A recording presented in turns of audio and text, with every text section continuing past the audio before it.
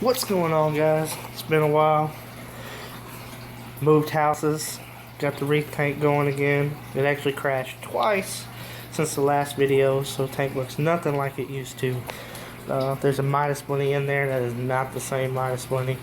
But just going to show y'all some tips. The Midnight Clown is the same Midnight Clown. It's just a little bigger now, and the yellow chorus wrasse, if you get to see it, it's kind of shy, but that's the same yellow chorus wrasse. That's the only original pieces in this tank anymore. But my prime during Harvey, we got flooded, and unfortunately I've had it for 2 years, so it wasn't warranted. It winded up going out on me, so I have a new light, new setup, but I'm gonna show y'all some quick things that I've done that make acclimation easier and tank maintenance easier. But then I'll flip the camera around and show y'all that, show you the tank, and show you what I got new. Alright guys, here's the tank. New minus, the biggest one I've ever seen. He's like 5 actual inches, he's massive. Midnight, yellow chorus, super shy. But I've changed things up. I haven't ever done it. I've just moved some of these guys around and took them off the frag plug, so not everything's open, but just a little peek. But the main thing I was going to show is airline tubing with the knot, typical drip acclimation setup. But I got this little clip piece that used to be for your siphon hose when you're siphoning your sand. But I don't do that anymore. I think that has to do with some of my crashes with me siphoning my sand. Just personally, I still use it to suck the water out for water changes and lightly go over everything just to suck anything that's loose, but I don't go in the sand anymore. But yeah, this is off that, so I clip this to the stand. You can see where it's kind of weared right there. Might want to think of something better to do, or put some felt in here. But yeah, and it holds the cord for me, so it doesn't sit here and move and move and move. If you ever drip acclimated anything like a starfish, where it's going to take you like an hour if you do it right, you know how this can move around, and depending on what container you're using. Now my drip acclimation, I use one of the small containers, Coral Pro Salt. That's what I use. I love it. But yeah, so I use that to drip acclimate now, so it's not as big as a problem as me trying to just like sit up the bag and do it. But that's one tip. Another tip, these are the Dollar Tree super cheap Brillo pads. Because they're cheap, they're kind of cruddy, they're super soft, so they don't scratch the acrylic.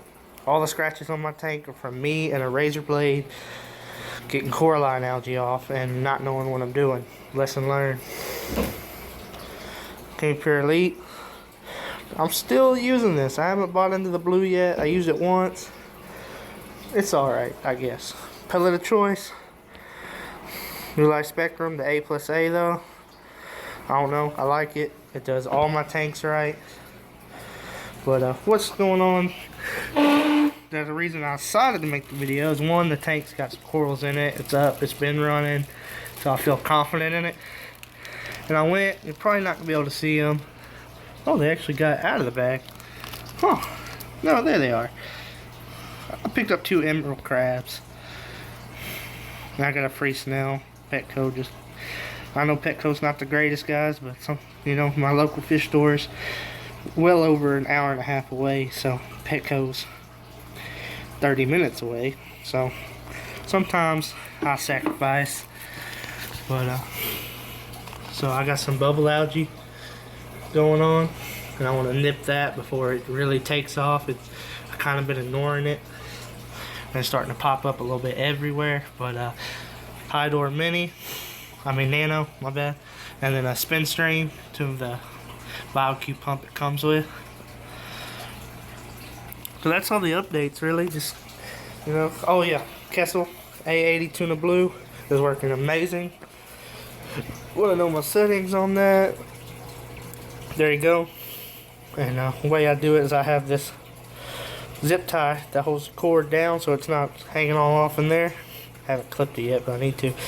I kind of put the where I wanted my setting to be.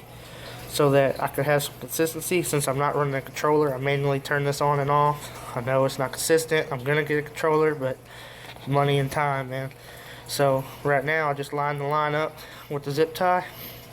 I go full intensity right off the bat every morning, just all the way on. It's a really nice light for what I'm doing.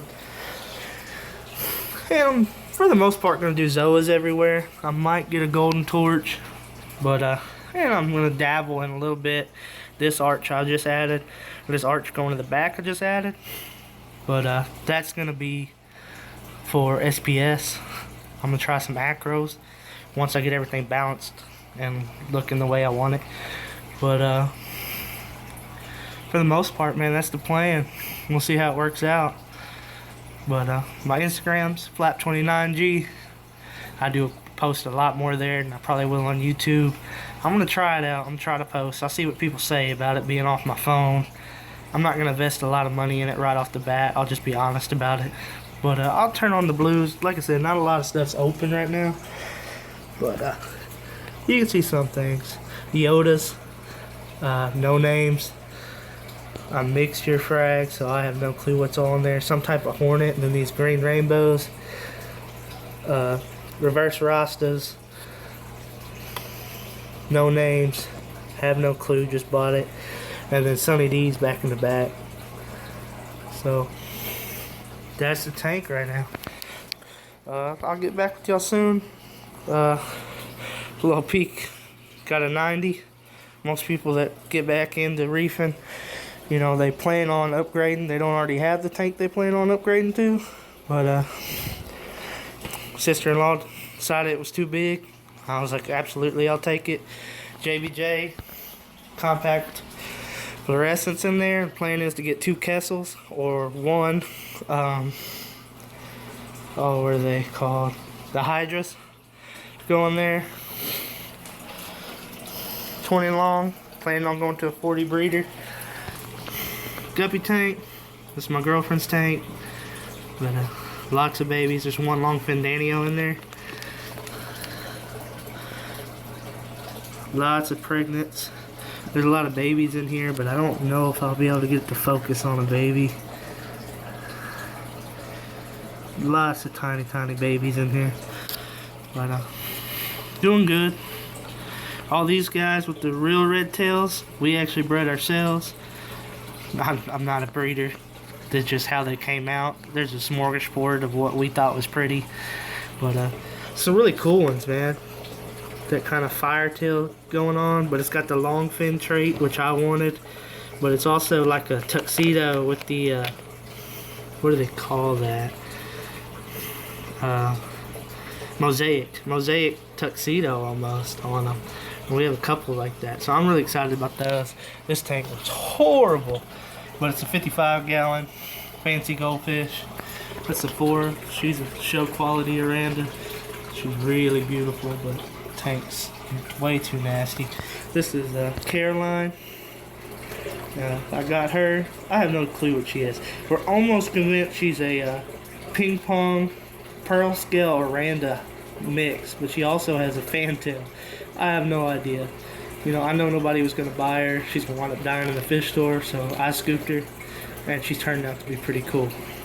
You got random snails that were pretty dope, too, I'm not going to lie. That's a feeder goldfish for my Pac-Man frog. Don't. Yeah. But I'll do separate videos on this. Anyhow, so that's the update. Just stuck them in the tank, literally. Picked up 2 emerald crabs, another one right there. But this guy's already going to town. So that's what I was looking for, man. I'm trying to nip this bubble algae in the butt before it gets too out of hand. But pretty sweet.